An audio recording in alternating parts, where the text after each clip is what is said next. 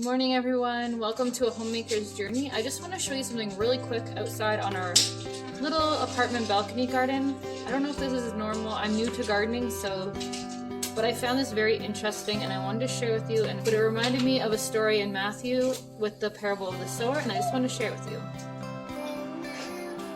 So I just want to show this plant, this green onion. So it started, when I planted it, it was like this white part here. So it's grown all the way up here. Hammer. I have marker on my fingers. And you made a hammer out of foam and wood. Very nice. Okay. So it just is growing like this much in just a few days. And this, I planted this in April. It was actually from out of our fridge, just the end pieces. And it's made it through snow, ice, frost, some crazy wind, all different kinds of weather, and it's still growing. And I just wanted to show that it reminds me of the parable of the sower and the seeds that fell on good ground.